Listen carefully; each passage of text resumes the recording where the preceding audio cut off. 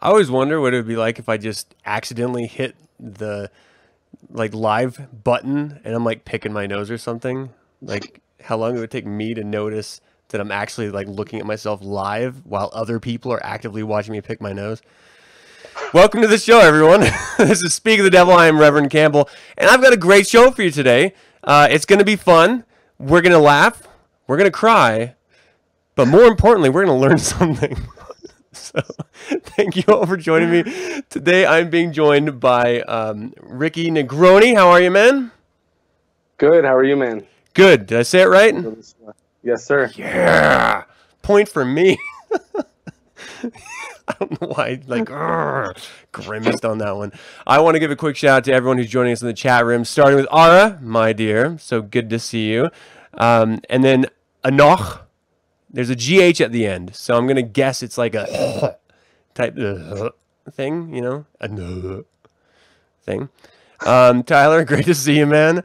Let's see who else we got here. Lauren, my dear. Elijah, good to see you as always. Robbie Vandevelde.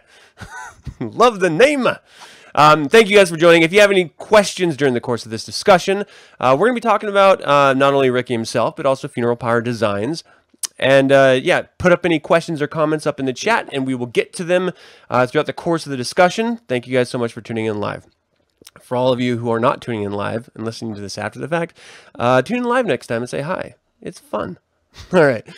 So Ricky, we've got a bit to go over. But first, I'm excited about your setup, and I've been talking about this over and over again in the pre-show with you and me just sort of going over stuff. So can we do a quick like reveal for everyone watching? Like, do that panorama thing you did for me. Oh. Because I don't know if you guys can see, you got his own work, you got some mood candles for, you know, romanticism. He's going to seduce me later. You've got Nightmare on Elm Street, Freddy fucking eyebrows. Freddy Krueger's glove up in there. And then can you pan up real quick?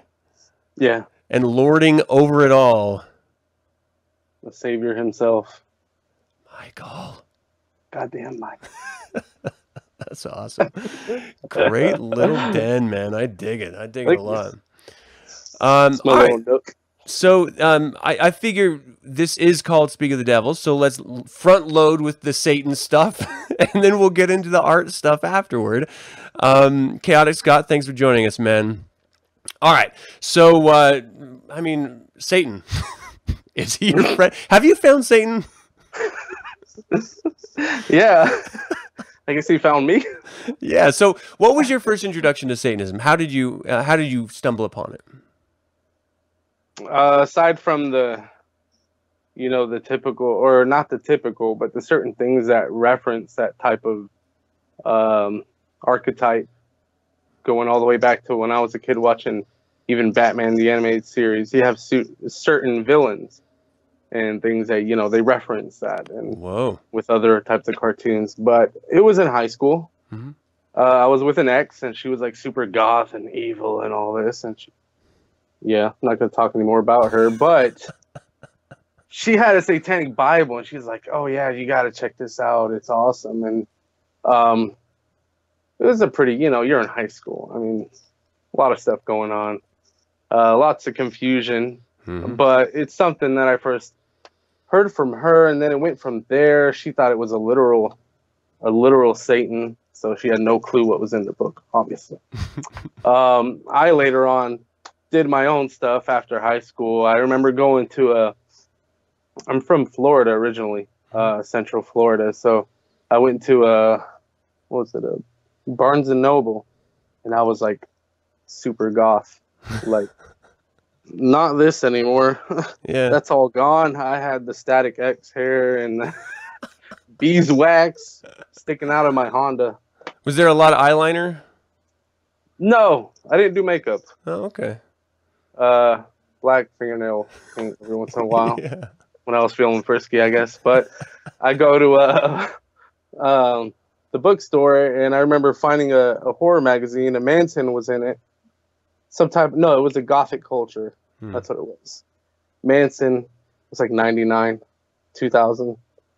And then there was LaVey, and it went from there pretty much. Oh, yeah. Yeah. I don't remember, because I used to watch Batman animated cartoon, like the Dark Knight one, where it's like super, like noir. Is that the one you're Yeah, referring to? I yeah, don't taking remember place in like certain villains, and yeah. even himself being so much into the night, and Hmm. and then when he takes off the mask, he's just a genius billionaire player, whatever the hell, and then he puts on the cowl and he becomes the knight. Yeah, I think. Oh gosh, correct me if I'm wrong, people, but I think it was Magus Gilmore that wrote an essay about Batman being a sort of archetype for Satanism. I think it was. It might have been Nemo, but I think it was Magus Gilmore. Anyway, that I don't want to get hung up on this, but that was a great cartoon. Like if you like think back into like really good cartoons, as far as like satanic themes, that was a really good one because it was very film noir and like there was consequence. There was like he was, I mean, he was he was always ethical and stuff, but like it was just the dark version. It wasn't that sort of cheesy. Get the Batmobile pow sign when they hit people, like it was like dark and dirty. I really dug that back in the day. All right, so goth grow. Did you grow out of the goth thing, or is that still something that you just have like a little space in your heart for? I have a space, but there's no way I can go back to I'm an older man and a father. There's no way in hell. I'm not putting on fishnet again. I love it. I love it that you can admit that you're past it because I personally know too many men that are not able to admit it and they still try to put on the fishnets and try to pull it off. And I got to say, man, it don't hold up. Like that was a time and period and just leave it there. Although I do have to say every once in a while you see a gal dressed up in goth and it's just like, oh, fuck, right back to those days. So good. Good old days. So good. This is what I always loved. I'm sorry. I'm moving forward to how your gothic girlfriend didn't really understand Satanism, thinking that it was a real like anthropomorphic individual, like spiritual entity or something like that. Like that's a normal thing, I think, is when people come into it, just because culture and religion is shoved down your throat that this is the antithesis of a godly figure, and so if there must be a god, then there must be a Satan. Hence, if there's a satanic Bible, it's got to be this spiritual being or something, and this is his tome of wisdom. I kind of still like that idea. I don't believe it, but I still like. I love that sort of fantasy because that's how I came into Satanism. And so like for you, is that something that were you ever into that idea as a young man? Absolutely. Yeah. And that's what I first envisioned it as. Then prior to that, I was raised, in a Christian home, very strict. And then one thing led to another. And then like after high school, I just went from like, I had the Satanic Bible. I read through it. I didn't understand a lot of it because I wasn't taking it as serious, but I kept it there as if I was keeping it for later. Then I went, as I grew up after high school, I wanted to research the shit out of all religions. So I went from, I even played with Christianity again, destroyed that, went to the Messianic, Judaism, Buddhism, You're making rounds. just all around the world, Taoism, and just paganism, heathenism, Norse, all this stuff. Wow. And it never lasted. And then I go back and I look, fuck, when I was 16, I had, and then I just picked up from there. I even got into a theistic Satanism. I tried it. Oh, wow. And doing ritual, and it was cool, but they didn't force you either to believe in a literal Satan, like right there. It was all about envisioning. Oh, really? It's kind of like a meditation, but still, that was there. So I was like, well, that part was cool, the meditating and all that, but that was, anybody can do that. You can do that with yoga. You can do that with this and that. So. Yeah. I've always, that's part of the reason why I love ritual chambers, because we're given that opportunity to regress to our first phase selves, and just be like, you know what? No, this shit's real. Motherfucker's gonna come up and he's gonna grant me authority over this. You know, you just get to have fun with it. Like, that's why I love it so much. Definitely. That's why it bugs me so much when you run into people who are just like, I'll never do a greater magic ritual. I don't even fucking believe in it. Well, okay, you don't have to believe in it, but like, have fun. like decompress. That's the point. Like, get in there and just blow off steam and just focus within yourself and have, you know, just have some fun. I don't know. Do you think most people think of ritual as fun, or is it like this stressful thing that they have to like get all the little pieces in a row and make sure their lines are right and the lighting's perfect? Or you're like, well, how do you take it? The latter. That's what I've mostly learned. How people express it is in that way.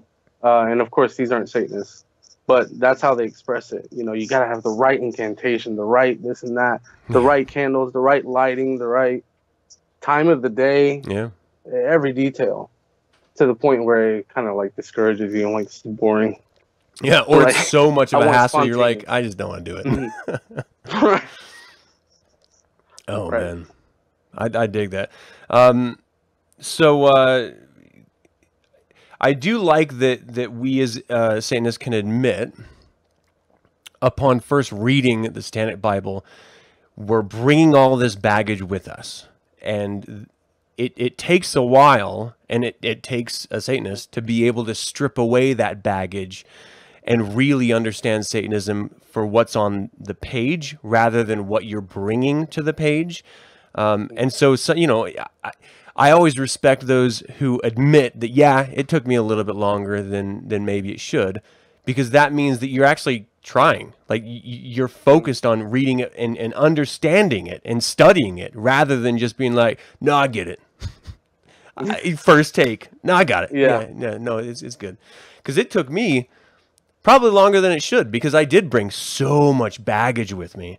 But I got to say, man, on the other side, you know, it's empowering. You don't need that sense of this spiritual entity to grant you things when you can just do it yourself. Exactly. Like that's pretty awesome. Exactly. So you said you came from a religious background, like a Christian. What denomination was your family? Baptist. Ooh, that's a fun. Did you ever come out to them and tell them you're a Satanist? No, they know I'm an atheist. That far. That would be a fight. And they're at the point though, because when I was took my first step of rebellion, it started to practice and learn. Because when I learn to something, I want to step into it fully, so I can experience it. So in Judaism, and I told my dad, I mean, Christian, come on, and he's like, wait, are you telling me that Jesus is not the same as God? No, he's not. You know, all this stuff. So that was years ago. Yeah. Since then, it's just, I think we've gotten better at it. We just don't talk about it. Yeah. There's remarks thrown around when we go to certain family things, but no. So you're not wearing your fishnet. Thank you, son. Yeah. I want to see, someone's got to put this image together. I want to see this so desperately bad. Just your traditional down south Baptist church, everyone up dancing and you know, just praising Jesus, and that one goth kid just standing there silent because he had to go because his parents made him or something. Hence the devil. I've always been him. Like, it's always been there. It doesn't matter. So cool. You know. Oh, dude, I'm sorry. There's okay. Satanic Lives Matter just popped in the chat room. Of all the names, my goodness. Let me tell you, here in this small town, the Baptist denomination is like mega church wide. Oh, really? Believe it or not, this is a small town. So yeah. Do you think mega churches are able to grow more in small towns than large ones? Probably, because it's fancier. Yeah, I kind of have a theory that it is that country mouse versus city mouse type of religious draw. You know? Yeah. You're like, no, I want to be a part of the big church, the city. Oh yeah, church. I'm moving on up. They're all dancing to the fucking church, moving on up to the east side. All right, so you never told your parents; they just think you're an atheist. How about family, like your personal family? Are you married? Yeah. I didn't want to assume, but so does your wife understand that you are a Satanist? Oh yeah. She admitted first that she was an atheist and leaning towards Satanist. Oh, When I really? was still like, yeah. And then I was like, yeah, this religion shit is bullshit. We gotta bounce. So we're both like, God damn, we're atheists, and we are Satanists, flat out. So we're all cool. It's everyone else around us. Yeah, yeah. They are usually the problem. Well, let me ask you if you're comfortable with it, because I always get asked this question whenever someone finds out that I'm a Satanist. What about your kids? Like, are you hoping that they're going to be Satanists? Is it something that you're going to tell them about? Like, how are you going to bridge that conversation, or are you going to bridge that conversation with your children? We've spoken about this a lot. We just want them to grow up with the freedom and the open mind to go where they want to go. Cheers to that. We tell them things that we've been through, my wife and I, and truths that we've learned that, could be in denial by others. But we'll tell them, and we don't go too far either to confuse them. They're 7 and 6. So, oh, yeah. So they're still way young. Yeah, but we encourage them, whatever they want to do. Unlike what we had, growing up. Example, I hate cheerleading. But if my eldest wants to be a cheerleader, I'm there, Yeah. And that's not religious or, philosophical in any way, but yeah. Well, it speaks to your mode of parenting and, supporting your children, regardless of whether you like that activity or whatever it is. And I definitely relate with that. And I mean, there is no one way to raise a child, but I think that's probably the best possible way. And this is what I always loved about Neil deGrasse Tyson whenever he would speak about parents always, getting excited as soon as their kids could speak and then telling them to shut up. And whenever they'd make a mess, they would scold them. And instead, they should probably engage with them, and because it's a learning moment that you can actually discover something about. Like if they break a shell, you could talk about how that egg was, created and what it actually consists of, and what that means biologically, and how it feeds us if it's not fertile. So there's just all these scientific paths that you could go down as a parent, rather than screaming at them and then forcing them or you cleaning it up. It could either be a positive experience or an abject negative experience. And it's just, oh, shit. Well, that sucks. I'm hoping he's going to come back here soon. This is what happens. I go on monologues. And I lose people because of it. All right, I'm going to try to get him back here, people. All right, so let's see. In the chat room, I'm going to look at some stuff. Ara says, when I first embraced my inner Satanist, I joined everything that had the label Satanist, and she learned to understand herself as a Satanist, got rid of the bungled and the botched. I think a lot of people do that, where they do a big... oh, man. I'm trying to get this guy back. You get excited, and rightfully so. You finally discover where you fit. And then, you solipsistically think as this first phaser that every Satanist is the same, and that everyone wants to connect with everyone else, or that everyone wants to hear about this, the act itself is antithetical to Satanism, but it's something as young Satanists you're just so excited about, you want to share it, which is kind of funny. Man, I'm having a hard time getting this guy back. Come on, Ricky. Ricky Bobby, come back. What are you guys like? Did you have any experiences in the chat room where you're just sort of embarrassed that it happened? This sort of first phase, first discovering Satanism and doing something that maybe you're just embarrassed about. And I'll go first.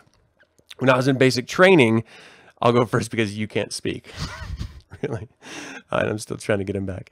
When I was in basic The person training, whom you're trying to reach is currently unavailable. Please. okay, thank you, Skype lady voice.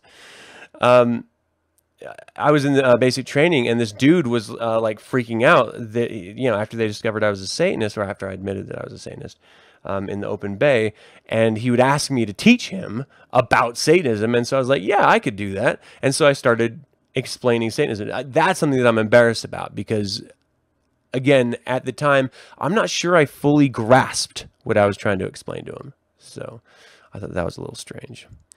I'm just going to keep every once in a while trying to get him back. Michael says he's been incorporating some things like the sigil of Lucifer and some other things in his own practice. I don't know what that means. I'm not familiar with the sigil of Lucifer. Is that like some pseudo-Satanist type stuff? I'm genuinely not sure. So Amanda in the chat room says the power shut off, waiting for the internet to kick back in. Okay, that's fine. Just let me know when you guys are back. The person whom you're trying to reach is currently that's Skype unavailable. lady. All right, thank you. I do like her voice, though. Is it like that Her movie? I'm going to fall in love with the Skype voice lady. Have this weird relationship, one-sided relationship. So, you know, we're going to be talking about artistic passion and stuff.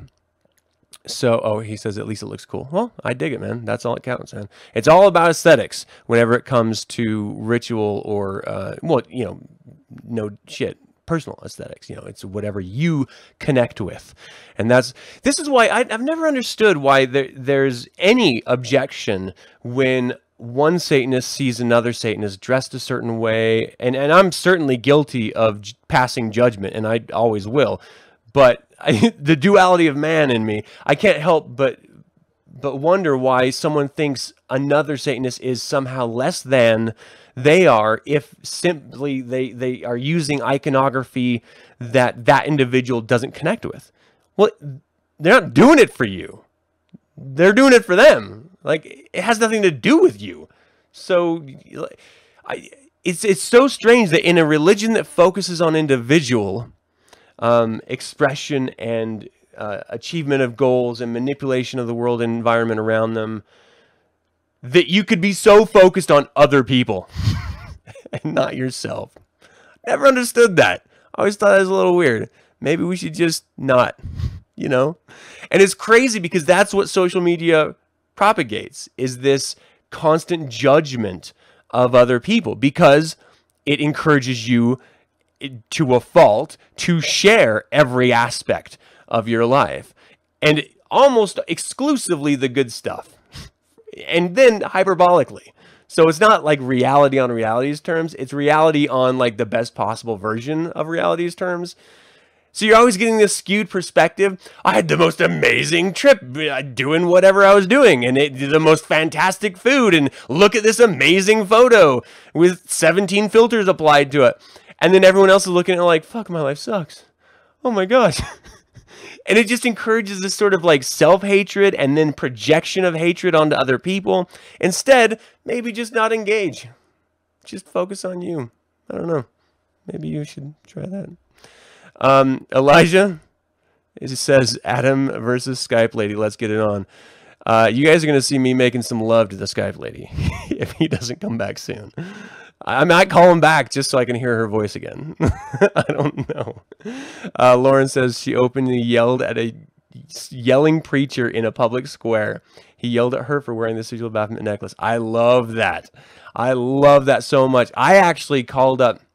So I was raised in the Mormon religion. I stopped going after I was baptized. You get baptized around 8 or something. My parents were good enough not to make me go. But as soon as I discovered Satanism, and I read the Satanic Bible a couple times, we had missionaries coming over. They always do that in that religion. And, you know, they're encouraging me to sort of forsake my sinful ways. And I was like, look, I'll read your book if you read mine. And they refused. So I refused. And then I got a little cocky. And I was like, I'm going to call the bishop, is what they're called, not preachers, they're bishops. So I called the bishop. I was like, I want to have a conversation with you about your religion versus my religion. And he was like, yeah, okay, stupid kid, bye. And he just sort of hung up. It was like, I genuinely just challenged this dude, mano e childo that I was, to a philosophy off. And he was just laughed at me and hung up. I was so pissed. Anok, your collared shirt and vest with a handsome pin looks better than my t-shirt with cursed words printed on it. Maybe this is why this Skype stuff is happening, because you cursed me or something. Let's see. According to DMV stats, no declared Satanists have ever been in a traffic accident. Okay, I think that's probably skewed because I don't know how many people declare that on their DMV application. You're good to go now. Let's see if we can get them back. If not, I'm going to have to settle for the Skype lady. Welcome back. Well, hi. I had to do some tap dancing. Oh my God. Goodness. I was doing jazz hands and everything. So, where did we leave off? We were talking about Satan. Well, let's move into the personification of Satanism, in my perspective, and that's you're exercising your own will in the world. Well,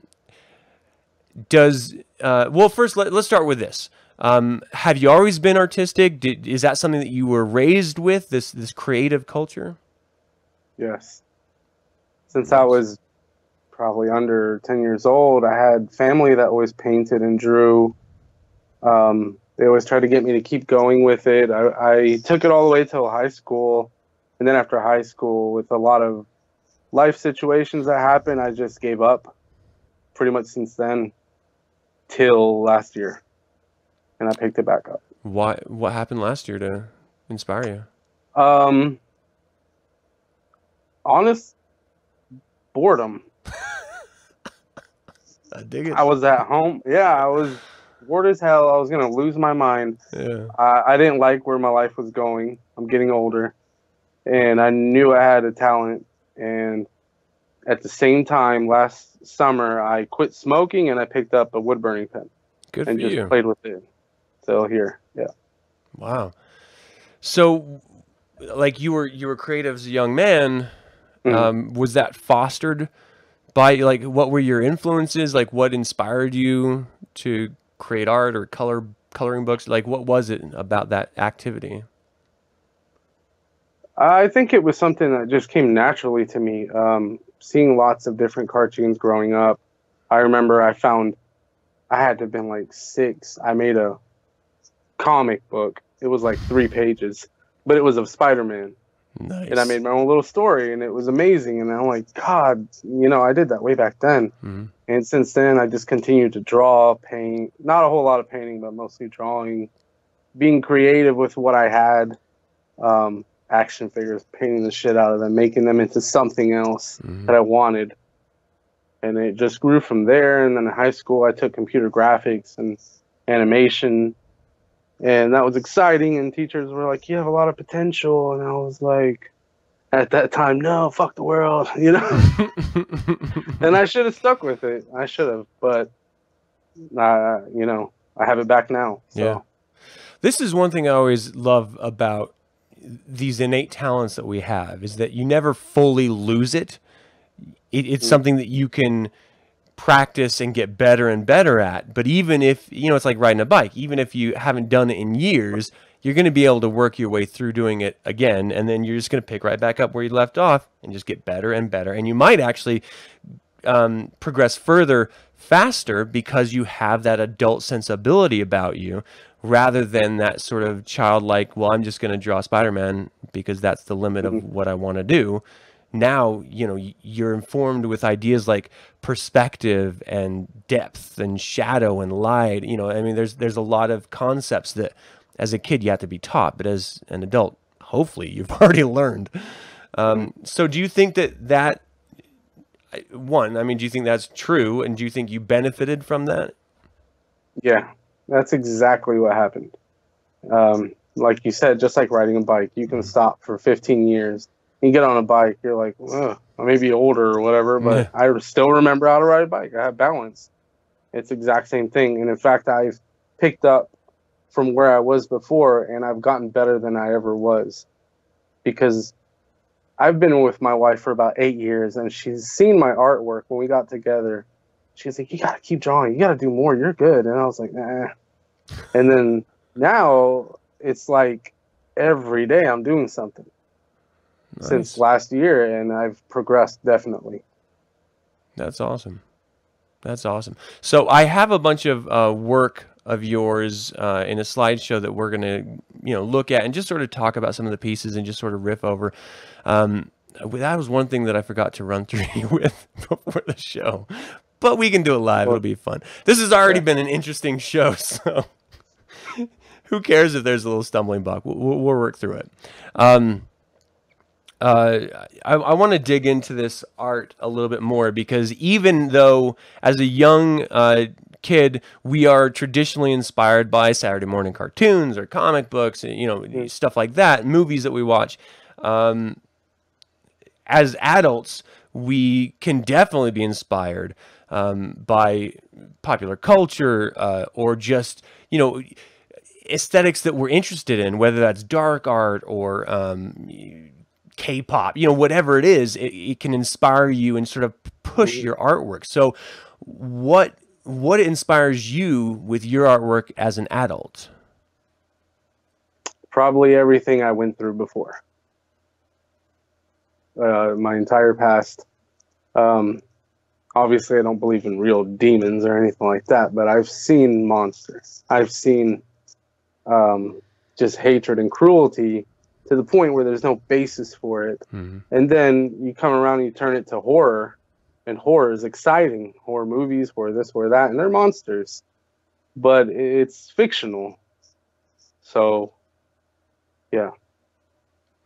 I think that's awesome. I mean, clearly you must be inspired by horror films as well, right? Absolutely. I mean, they're hanging they're hanging dangerously close behind you and looming overhead. So what are some, I mean, we can guess two of them, but what are some of your favorite horror flicks? Oh, as far as artistic expression goes. I should have sent you. It can go back. No, you're fine. It can go back to even though I was in a strict home, somehow I was allowed to watch Beetlejuice. Oh yeah. And now I'm an adult, and he was fucking vile. Dude. I mean, he was cool as hell, but my daughter, I had a Beetlejuice doll, and she's like, I want it. And I'm like, you want to watch it? She's like, sure. And I'm like, I don't remember it being that crazy. I'm like, well, dude, that horror house. She wears a Lydia hat all the time. She brings the Beetlejuice doll. She's the sweetest thing, and she still loves the little, Lego friends and all that. But yeah, you gotta find the Beetlejuice cartoon online and let her check that out. Got it. Remember? Oh, dude, I got the entire set. That's so good. We went to a used bookstore and we're like, "Hey, look at this! You want this?" She's like, "Oh!" So, yeah. That's so good. Yeah. I did the exact same thing. I'm sorry, just really quick. That you did with your daughter, I did with mine. Where I was like, "Hey, let's watch this really awesome show," and then it got to that. Like, there's a bunch of stuff that Michael Keaton does as Beetlejuice. You're just like, "Oh, that's not a kid thing. That's not kid friendly at all." But that horror house, I was just like, "Oh my gosh!" Like covering her face, like I forgot about this scene. Damn it. Mom's all, and now she can read. Before she couldn't read, and now all the billboards, like, first word is horny. girls. Like, God damn it, I failed. As long as she stays off the pole, I'll be okay. Yeah. But I saw it on Beetlejuice. Oh man. Okay, so I'm sorry. You were mentioning more about other aesthetic horror references at all? When I was younger, I did get the chance to see black and white horror. Like, my favorite, because it was the first, was Dracula, Bela Lugosi. It's just amazing. Just White Zombie and all those. That right there, to me in itself, is art. Yeah. Because they can pull off so much with so little. Now we have all the CGI, which some is cool, but they had almost nothing, even horrible audio, and it still is like And for that time, that was pretty nuts. And to now, I mean, my favorites are obviously Halloween, Michael. It's just because of his essence. He's mysterious. He doesn't talk. He's like a phantasm in the dark. He can just disappear in a shadow and pop up in that shadow. But he's a human, entirely human. So regarding art, horror, a lot has to do with soundtrack. Yeah. I'm a huge buff on that. So if I'm working on a piece of Halloween or whatever it is, Wolfman, classic horror, I tend to go to the soundtrack and just play it the entire time I'm working on the piece, just to like get into the entire experience of it.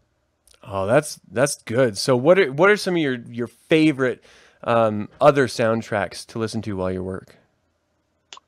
Oh, or just other types of music, I guess, because they're probably not all just soundtracks.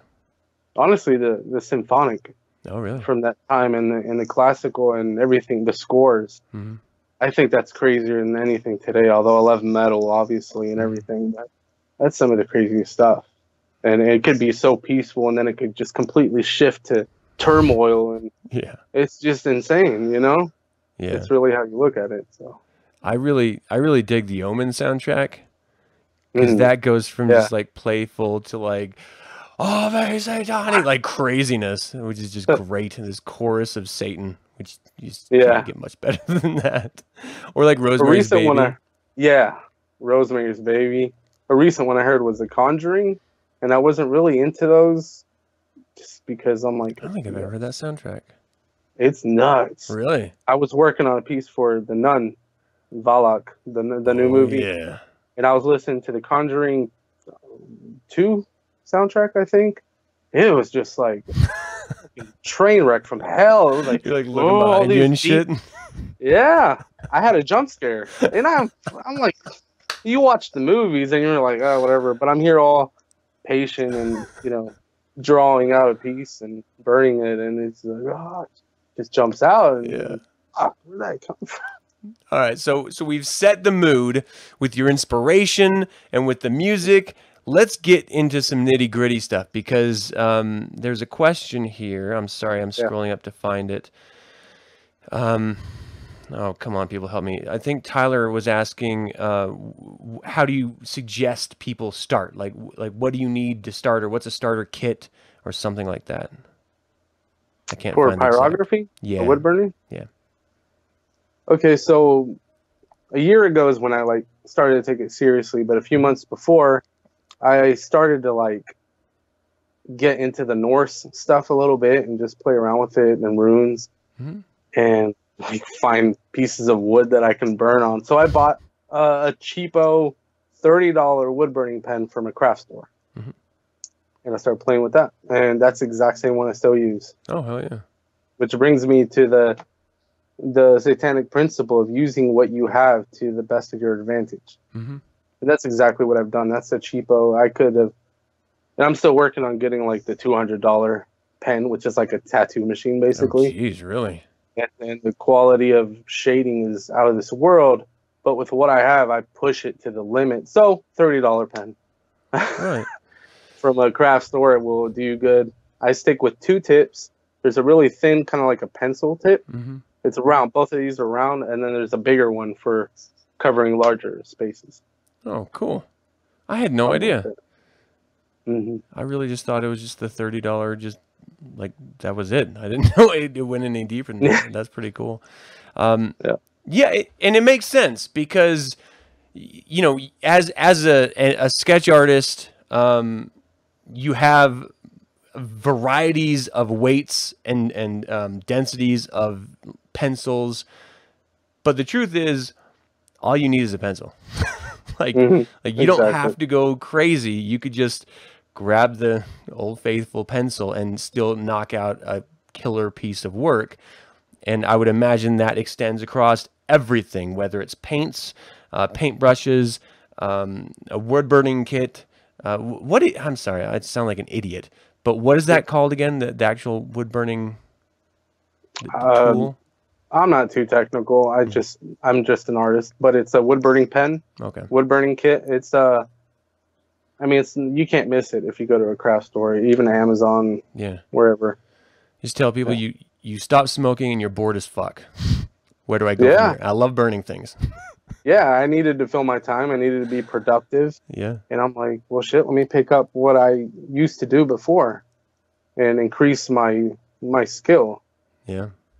So was pyrography am I saying Yeah, I that don't right? like the word. I don't think I'm saying it right. word. Is wood burning something that you were interested in before a year ago? Like way back when you were, just creating work before? So what was it that made you want to do that medium?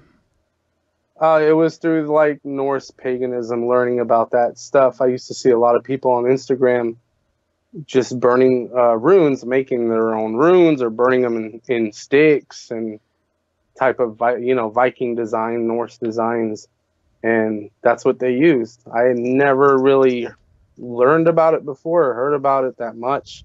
Mm-hmm. The closest thing to that I heard was when we'd go up to like Gatlinburg, Tennessee.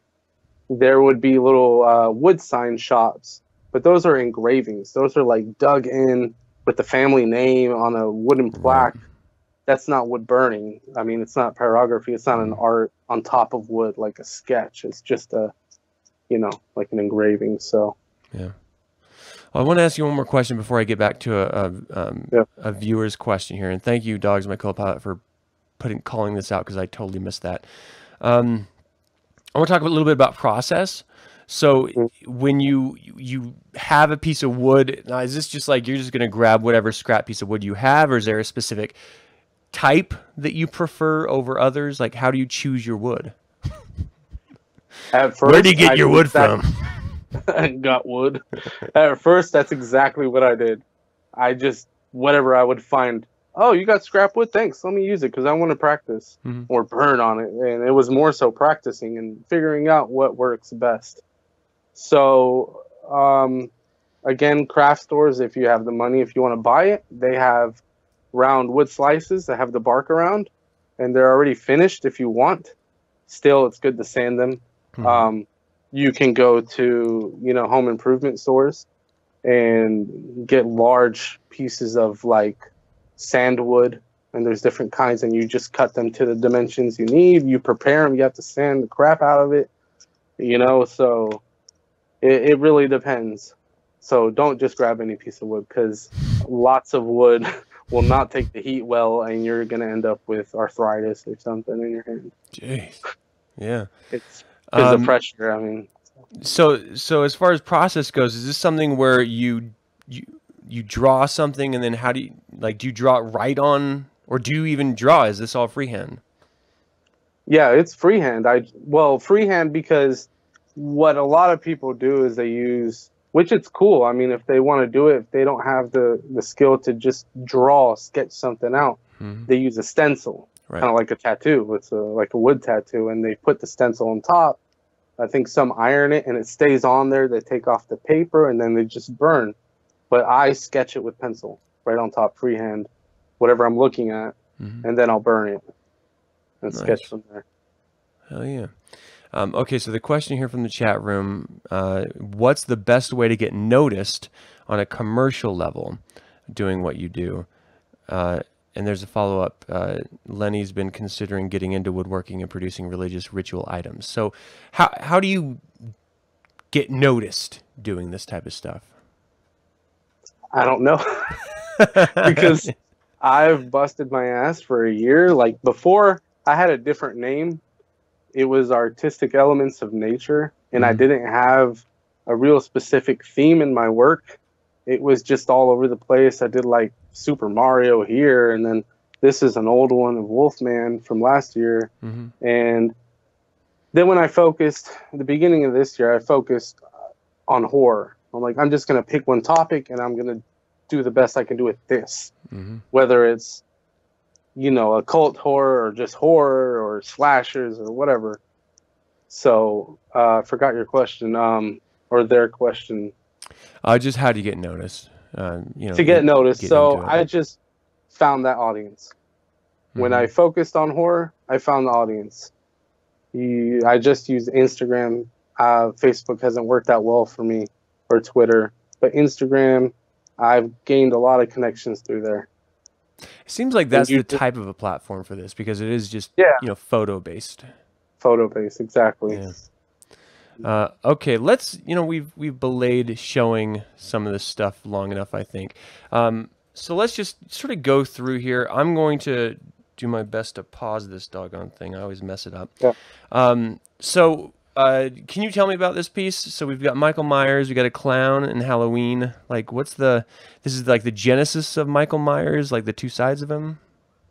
Yeah, when, how the story begins in '78, the first movie, he was found like this, the face on the right, wearing a clown mask when he was a kid.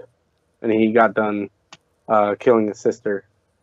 So that's that, and it's like a past and future thing. That's cool. And to put the iconic jack-o'-lantern there. Yeah, no, I love it. Dude. There she is. So creepy. I'm so looking forward to that movie too. Great job. I mean, I love the eyes and the shading of the wrinkles around the eyes and stuff. That looks great. That was a process. Yeah, what's the most challenging part of doing this? Creating realism, because at first I just did lines, and then I did something I didn't even do before on paper much, which was learning realistic shading and creating wrinkles and all this. And this was a great piece to learn that. And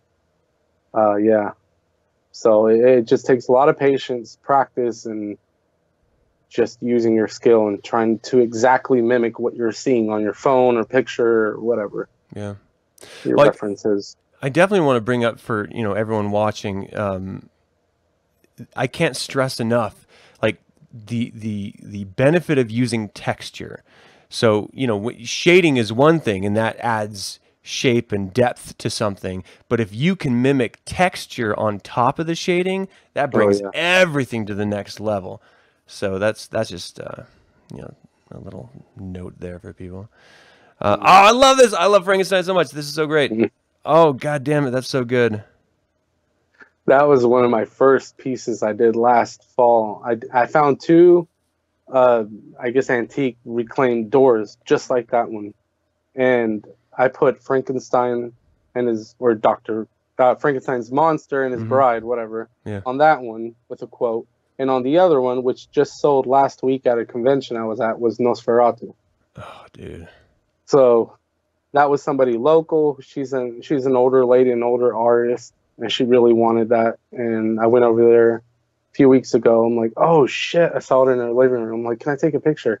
So. That's awesome. I'm like, hey, give me your address. I'm going to take that. It was here one day and then it's gone. And we're going right back to Halloween here. Yeah. That's great. So it looks like you do focus very much on the posterized shadow. Is that just a stylistic choice? Yeah, I'm trying to play around with different avenues with that. This Dr. Loomis, I try to make him more like a silhouette in a way. But then I added shading around him, which wasn't in my reference picture. Right. And then the words "Death has come to your little town, sheriff." I try to make that, in a sense, kind of like a horror graffiti type thing. So that type of lettering. This is another note that I sound like a fucking idiot. I want to call out because it's important not to be tied down to the reference material. Because nothing translates the exact way that you're seeing it. The human eye picks up on details that a finished product or a scene, like a photo, for example, is not going to capture. And so I think it's the responsibility of the artist to add what's not there in order to show what you're seeing. To just embellish enough so that it looks like what you're seeing rather than what it actually is on the page or on the photo or whatever. Right on. Yeah, exactly. So I totally agree with that choice. That's awesome. Oh, I gotta love Musa Elvira. That's great. Oh, yeah. That was one of my first pieces before I even tried to do any shading. If you look at her dress, that's called stippling or stippling. I'm not sure, Right, but it's right, like stipple. dot. Yeah. So that's a really cool shading technique. That's what I did on Nosferatu. Hell yeah. And then, is this Lost Boys? Is this Keanu Reeves? Keanu Reeves, I'm sorry. No. Kiefer Sutherland. Oh my gosh. Yeah. Don't hate Yeah, on me, people. I just slipped into the tongue. That's Lost Boys, right? Yeah. That's great. That was for a giveaway I was included in. So it was like 200 shops and creatives made their own thing, and they invited me, so I made that, and that went to one of 5 people. Dude, okay, so this is exactly what I was talking about when I was talking about texture just a second ago. Look at the shading difference from his face versus the hair texture.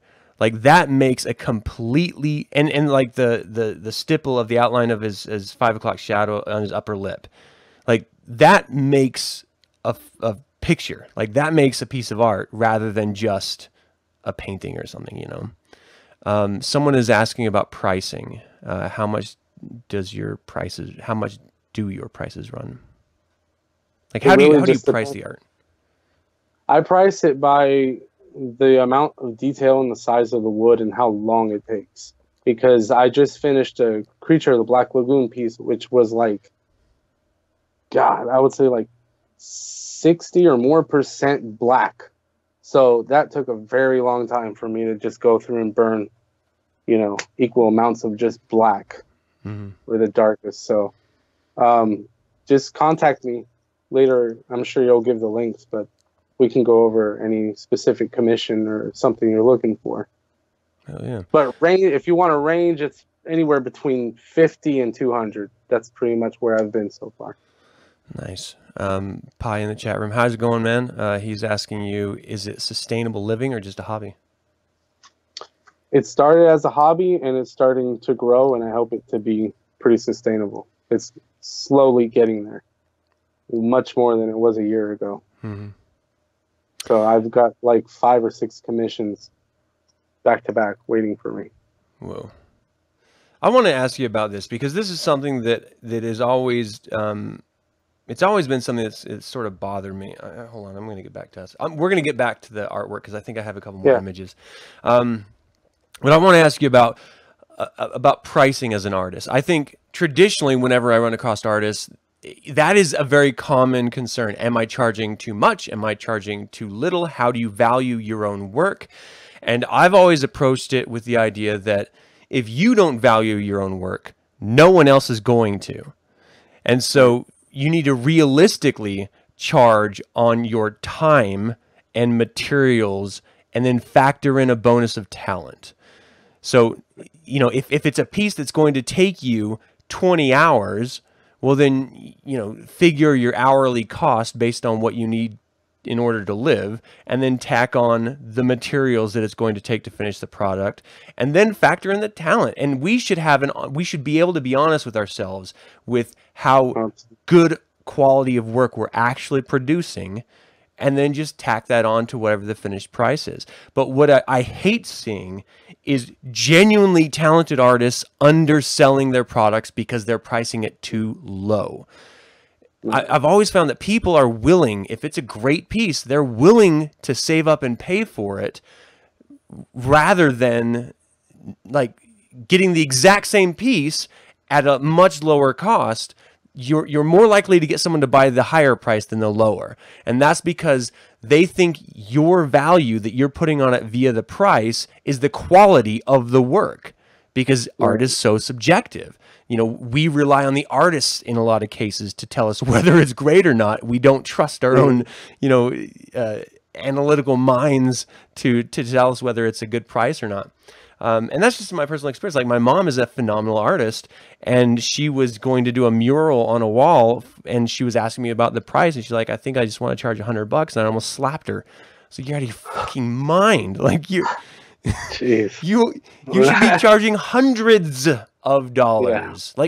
Like, you know, I'm talking like $400 to $800 for, you know, this wall that they wanted her to paint. And that's probably lowballing, if I'm being honest. So, you know, you got to honestly, you know, it's never an easy thing to price, but it's really important, especially if it's something that you're going to try to make like a business out of, you know, to a living from. So sorry. I mean, was it difficult for you, before we go back, to land on a pricing structure for your pieces? Oh yeah. Yeah. Because first I didn't know, I mean, this was all new to me, and just wood burning art that people can hang up. It's like, what do you price that by? You know, like you just go by the hour. You try to start from some point and then go higher the better you get. You know, because there's really not a lot of equipment I use. It's a wood burning pen, and depending on the wood and time, and then you have skill. But it's not like a tattoo, where you have so many kinds of ink and then, you know, all these other expenses. Right. So. Yeah. All right, let's look at some of this other work. Sorry, it always resets people, so bear with me as I scroll forward. I'm gonna have to pause it real quick and do it. Okay. Oh yes, I love this so much. This is like secretly, this is my favorite 50s movie to watch during Halloween. Like I love this so doggone much. But great job on this. Look at the texture in his forehead, in his snout. I don't know if that's his snout or like what you call that, a nose. I don't know. That looks great, man. How long does this take, this piece? That one was about, I think, 16 or 17 hours. Jeez. That's a lot of burnt wood, man. It looks great. Yeah, though. You see all the black that takes, you have to go row by row. Think of a really like a sharp, almost like a Sharpie, the fat Sharpie pens, markers. That's about the size of the tip. So you're just continuing to go and make sure you don't miss any lines, and yeah, lots of heat. Do you have to wear like gloves? Like, what do you do for your hand for protection? I don't. I haven't really had that problem. I mean, these aren't they don't go very high, the cheaper ones. The more expensive ones can go very high, very fast. But I haven't had that issue once, and I turn it on full blast when I want that dark of a color. Yeah. God, I love that piece. That's so good. Oh, here we are. Yeah. Damn, how big is that? Oh crap! It's like 2 feet wide, 3 feet wide. Yeah, something like 2 feet or maybe a little bit more. That is so much black. That's just so. And I try to great. make him. Appreciate it. I try to make him popping out. If you can see the top of his head. Yeah. And his left hand. Yeah. Trying to come over the border there. I love that so much. You know what's great about this movie is not just the creature, which, you know, was sculpted fantastically. The underwater sequences, like they were down there just hanging out, and this guy was in a freaking suit. Like that, it was just such a great cinematography moment for the 50s. I was just so wildly impressed. Still am wildly impressed by it. Oh God, it was just so good. I love this so much. That's a beautiful piece, man. Good job. Okay, now we're getting into my home territory. This is like Freddy Krueger from a New Nightmare, right? Right. Yeah. Yeah, I know my shit. That looks good. God damn, that's great, man.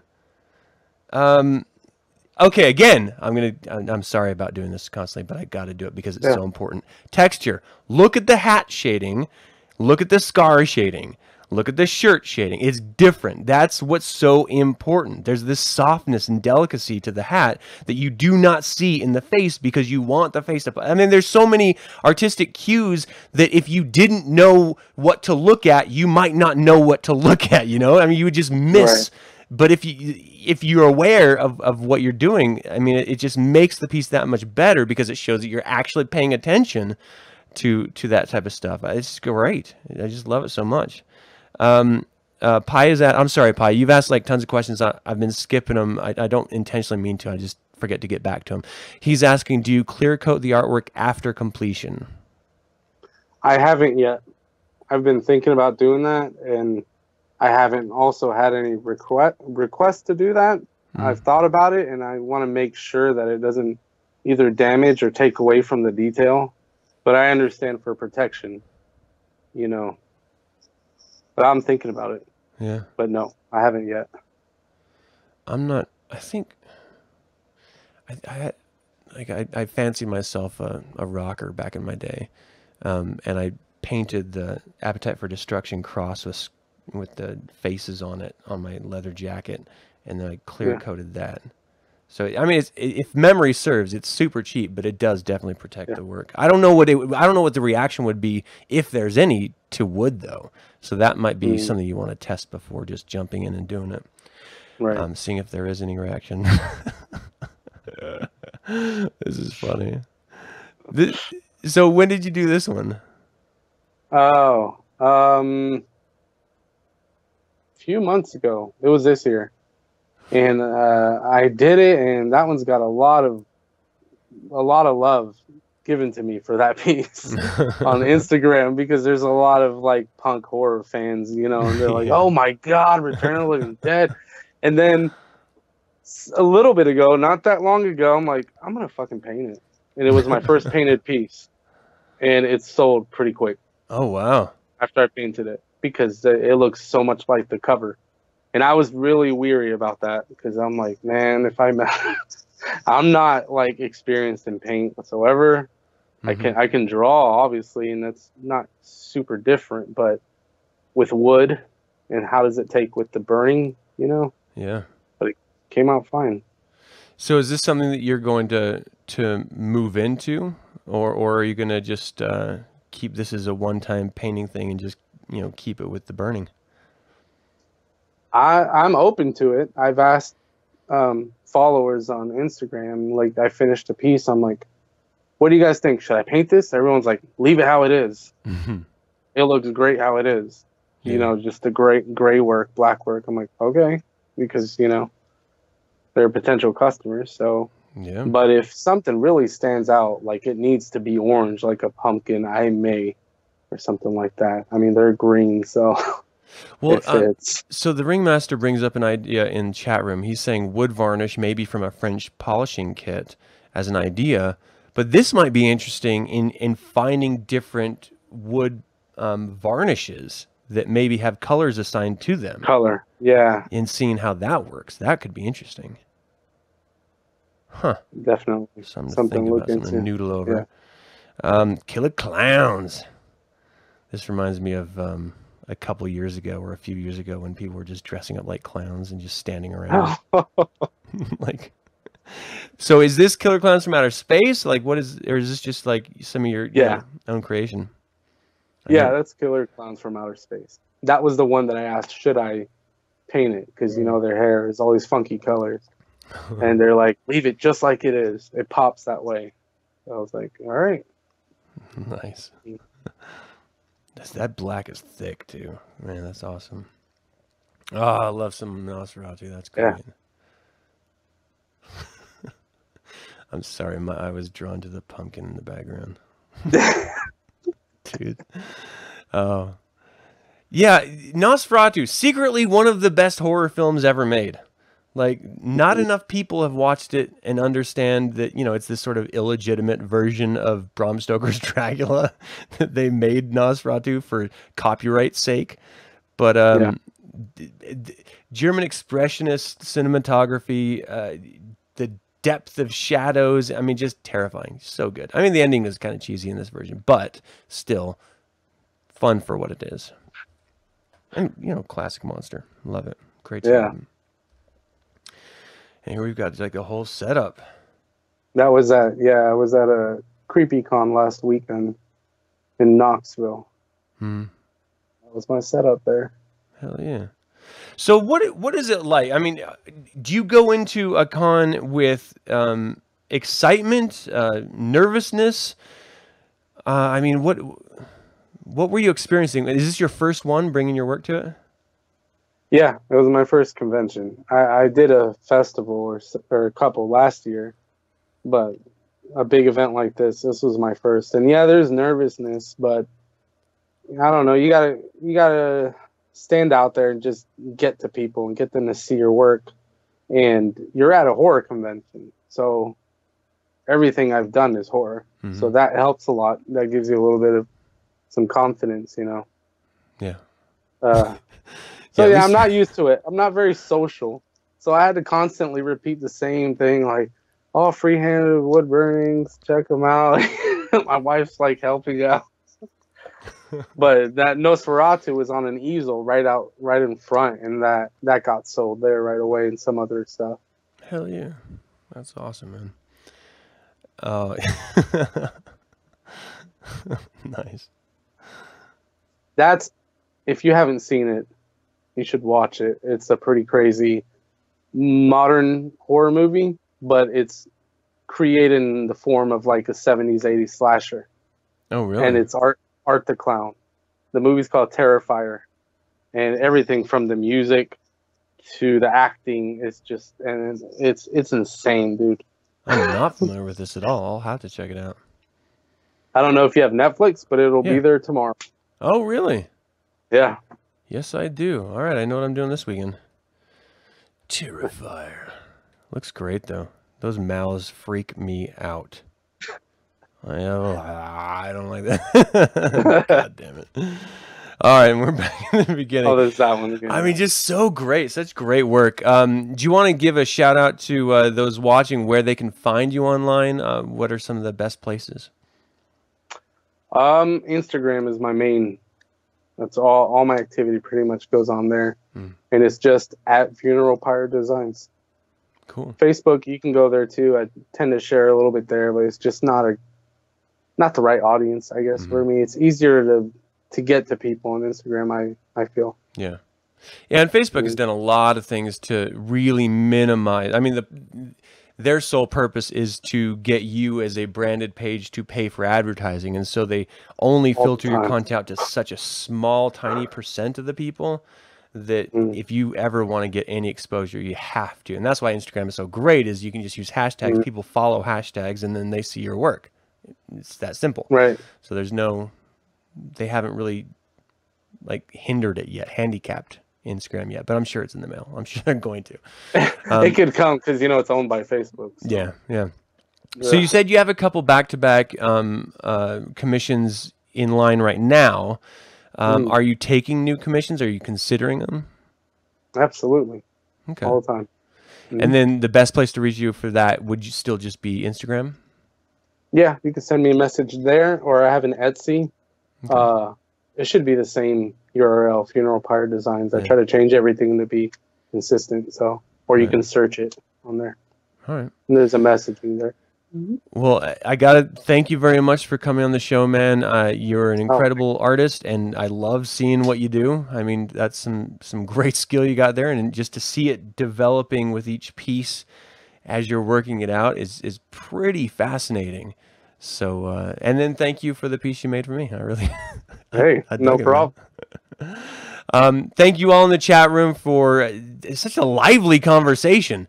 I mean, sweet hell, I missed a lot of it. I'm sorry. Usually I'm more on top of it, but I had to be engaged with this because I love seeing this artwork. It's just so much fun. For those of you who want to support the show, of course, there's always Patreon. Check out patreon.com/Reverend Campbell. And for those of you who just want to watch these and have fun with them, that's awesome too. Like it, subscribe to the YouTube channel, and maybe share the video. That'd be fun, right? There's also an email list and, stuff like that. So thank you so much for you guys' support. And Ricky and chat room, until we can speak of the devil again. Hail Satan. Hail Satan.